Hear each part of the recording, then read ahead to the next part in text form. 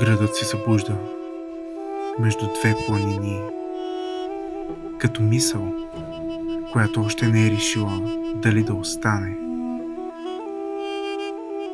Струма минава тихо, но носи чужди езици, стъпки на студенти и спомени, които не са мои, а все пак ме познават. Кафенета дишат бавно, масите помнят длани, думите падат по плочките и никой не ги вдига. Югът е светлината в ленивото време, в начина, по който след обедът не бърза да си тръгне.